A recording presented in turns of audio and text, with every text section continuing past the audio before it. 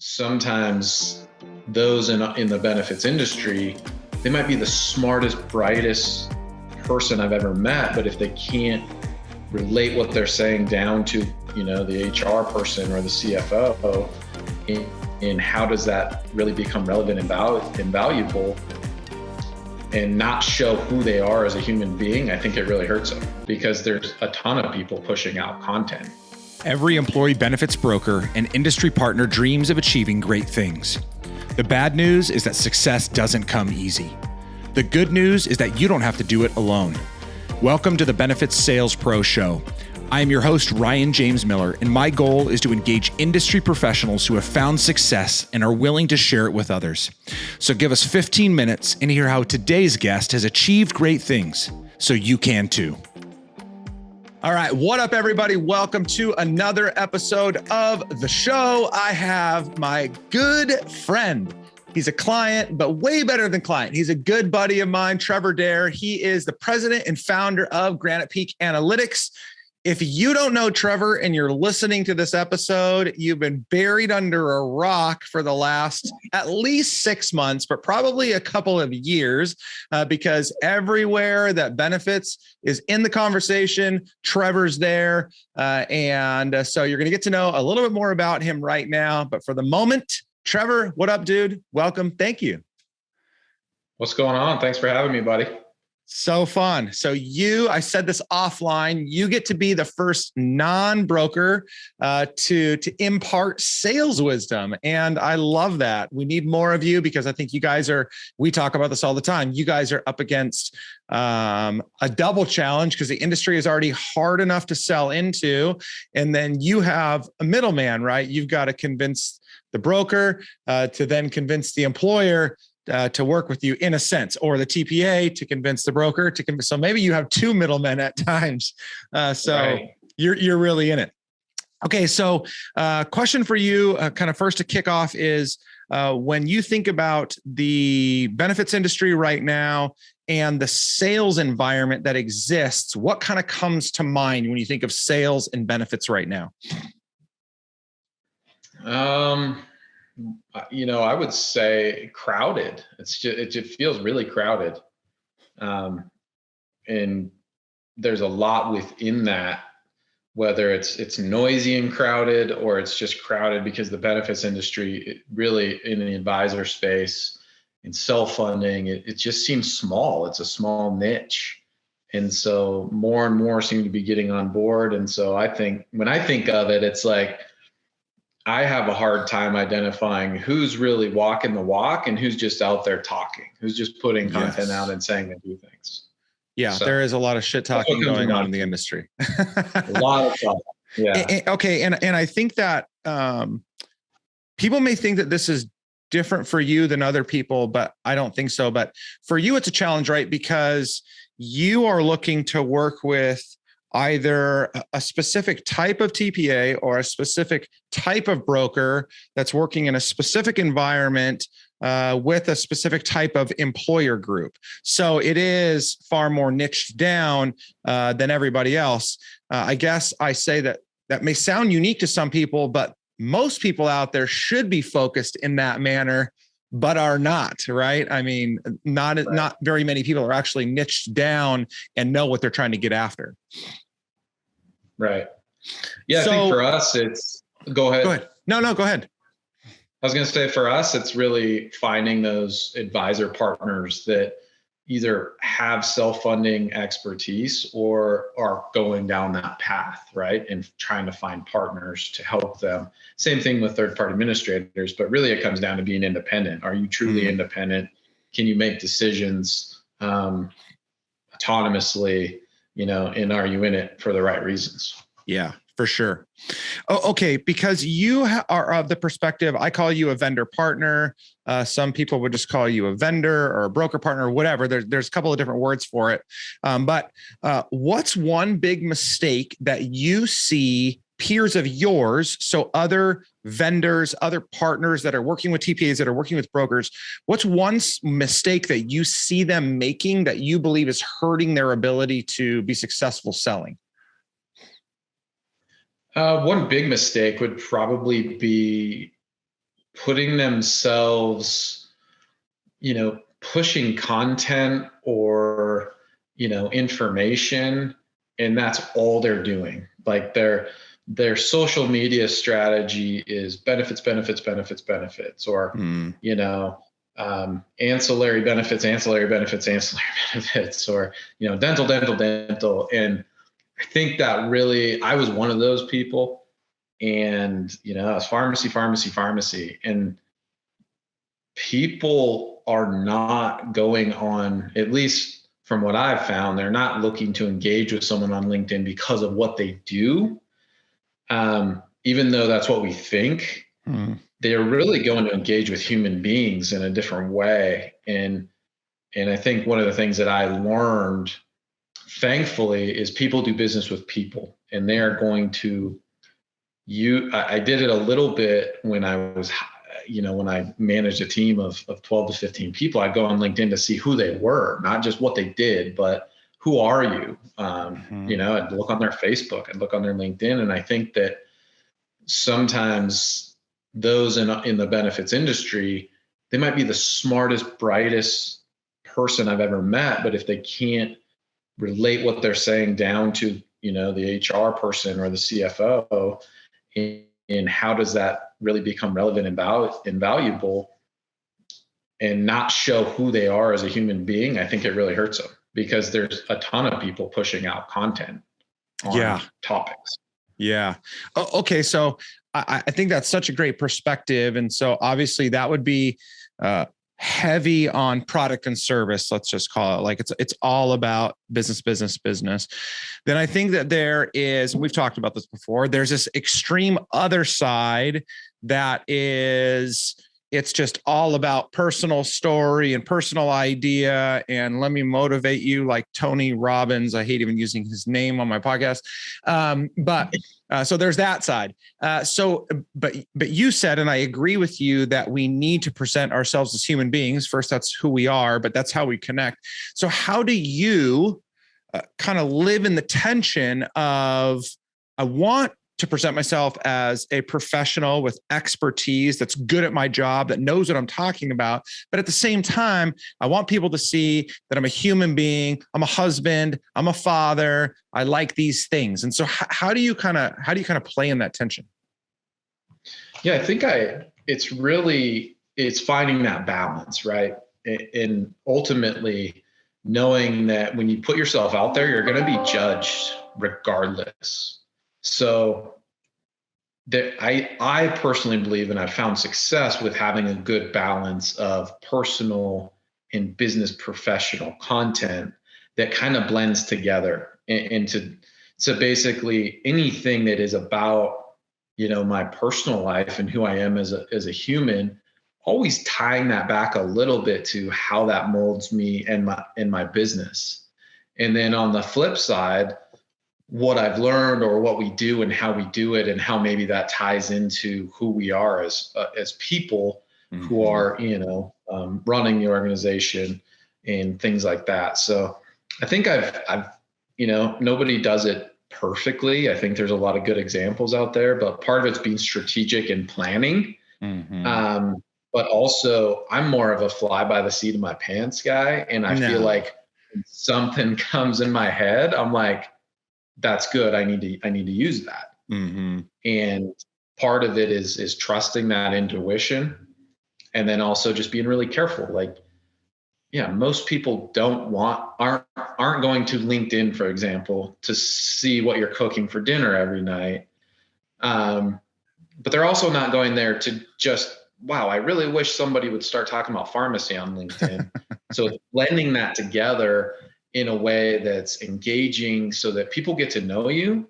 And for me, it's all about kind of eliminating that cold call, right? Make it less cold, make it a warm call, where when you call somebody, they go, I know who you are.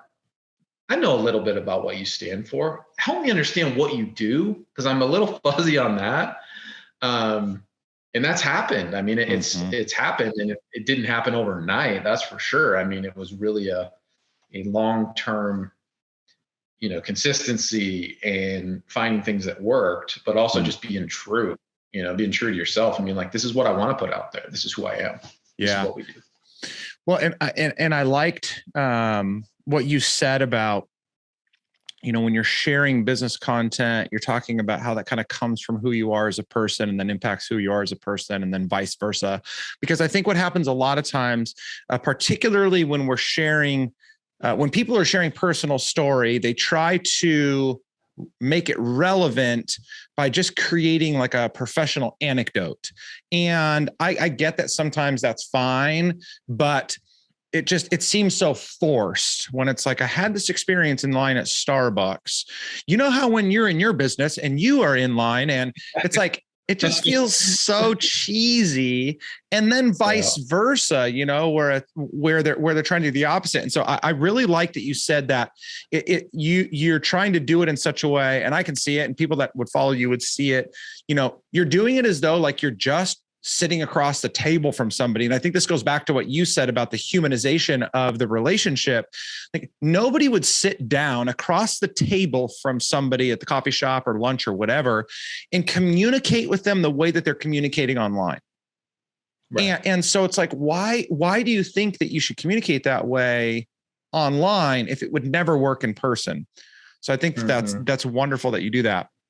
So for you, what has been one thing? So you have had a great career in the business so far. You were employed, and now you're self-employed. You've built this business, and you have quickly seen quite a bit of success, and you're getting praise from peers as the result of that. And so clearly that's been out of the effort of making yourself more known and building business and creating opportunities. And so what's one thing or two things that you can really lend some of that success to get to where you are, that maybe people can be like, I want the same type of success that Trevor's had.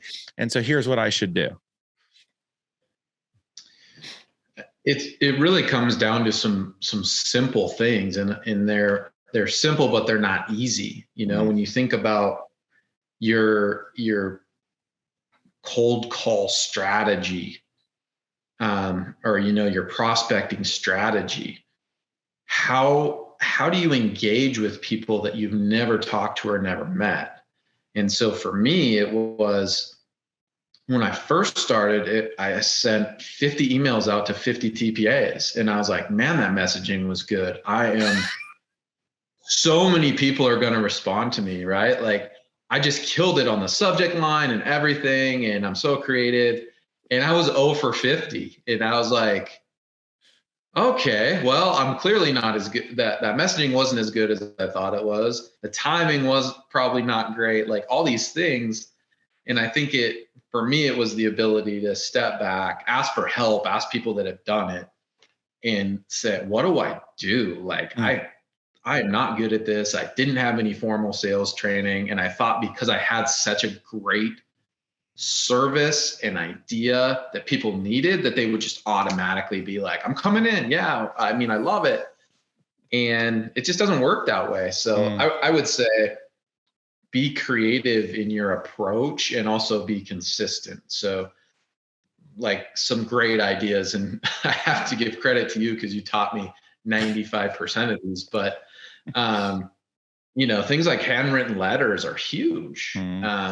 Building that into your follow-up. So it's not just email. Okay. Set a reminder to follow up in 3 days. Email follow-up. Okay. Email follow-up. Get more creative, because there's plenty of other people that are sending them emails all the time. Whoever it is, whoever your prospect is. So phone calls, emails, providing value within those emails. So being willing to say, here's something that I know as an XYZ that even if you don't hire me, might help you do your job and save you time. Those are little things that, when you hear about them and someone coaches you on them, you're like, that's so simple. Why didn't I ever think of it? But I think that I would definitely say that's been a huge part of the success that we've had, is just being different in our prospecting approach. Yeah, sure. And then being adaptable. Like like adaptable no matter what. Don't have pride in what you did before. Like that email that I thought was so great, I'm like, I'm going to keep shoving this through until they understand it. It's like, no, throw it away, start fresh, change what you're doing, because if you're not getting any results, like it's not just a matter of continuing to push on it, it's change it up. Yeah, that's right. Well, and I think that that's so fantastic, because if you connect the two things, so when you said, you were crafting these messages, they were going out, the service behind it was incredible, so valuable, it was going to change their world. What's crazy is that's actually true, right? Because now you're in front of those clients, you're doing the work, and the response you're getting is, it's incredible. You're doing an amazing job. You're saving us all kinds of money. You're doing exactly what you said you would do. But what you didn't have is what a lot of us struggle with, which is like, I know my product and service like the back of my hand, and I can crush it. But how do I really get in front of them and win them over? And so I think even through what you said, like creativity and process and consistency, those things are so important. But all of those things, and again, I know you because, we're working through so much of this, like you're inserting humanity into it all, and humanity in, I'm just going to give value to you and I'm not going to ask anything back. Like I'm actually going to teach you how to do this for yourself. I'm just going to be a human being and share a little bit about myself. I'm going to care a little bit about you and ask something of you. So I think that's where like that, all that magic comes together, is if you've got what it takes to deliver on what you say and you're confident in that, then figure out how you need to, what you need to do to get in front of, to adapt. Like, how do you adapt to get in front of people? If you're doing the same thing over and over again, you are insane and you need to figure out a way to change it up. So I love it. Okay. Final question. What's one piece of advice you'd give your younger self to make your younger self successful then and not just now? Ooh, that's a good one. I would say in the benefits world, I would give my younger self the advice that this business is very small, and don't assume that you're going to be at the same place for your whole career. And that will lead to you making more long-term decisions, maybe not burning bridges, and being so siloed in really my younger self. I definitely found myself when I was younger thinking, I'm going to be here for the rest of my career. And so if I alienate this person, maybe not alienate, but the relationship deteriorates, and I'm not going to even try and save it. Who cares? They're never coming back. And there's plenty of XYZs, plenty of people out there. When you step out of a niche like third-party administration and out into the market, it's like, holy smokes, this, like, no, I remember you from there. Oh, you probably remember me, and that didn't work out very well. So it's definitely just knowing that always take the high road is probably what I would tell my younger self. Like, just always take the high road. Whether you're frustrated, don't let emotion get involved, and just walk away from the drama, I think is probably the best way. Like, take the high road, walk away from the drama, because at least for me, when I was younger, I was a little bit more of a hothead. I would think more emotionally and less tactically. And that would feed into how I handled situations, where I've learned, and I got to learn it the hard way, right? Yeah. Man, I shouldn't have done that. And you know what? The likelihood of me making that same mistake is low, but it's still possible. But yeah, that's a good reminder. It would have led to probably quicker, more relationships that were already established and developed, because this business, once you're in, at least from my standpoint, when it's my clients are really advisors and TPAs, and they, we have mutual clients that are employers. TPAs and advisors are a very niche collective group. So once you're in and you validated that you do a really good job and do what you say you're going to do, you're in. But on the flip side, the small piece of the business can be really detrimental to you. If you burn 3 or 4 bridges, you might never get another shot because they're all talking to each other. Don't be an idiot. That's what I heard you say. Don't be an idiot. Which is, a great advice for anyone's younger self, but especially mine. Yeah, no, definitely. You're 24, you don't know it all.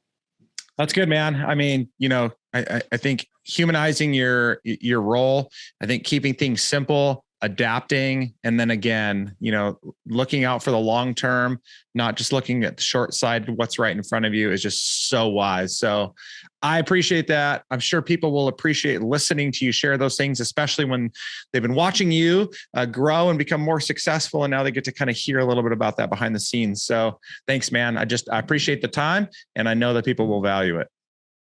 Awesome. Yeah. Thanks for having me, Ryan. It's always a pleasure. All right, guys. As always, thank you so much. We'll make sure to put Trevor's contact information into the notes if you want to reach out to him. If you're not connected to him yet, don't know what your problem is, you should be. So go out and connect with him. If you have any questions for me, you know where to find me. If you want to learn more about just sales, process, systems, lead generation, prospecting, business development, marketing, branding, all that good stuff that is going to help you get in front of and win the right types of clients, go to thebenefitssalespro.com. You can learn a lot more about what we're doing there. In the meantime, thank you guys so much. Get out there, smash them goals. Talk to you soon. Thanks so much for checking out this episode of the Benefits Sales Pro Show. Please make sure to like this episode, subscribe to the channel, and share it with your friends. I also invite you to check out thebenefitssalespro.com. We have created a digital platform that includes both live and on-demand video trainings, quick tips, and a multitude of branding, prospecting, and selling resources that are downloadable for you today. So visit www.thebenefitssalespro.com and grab a free copy of the High Performance Sales Playbook while you're there.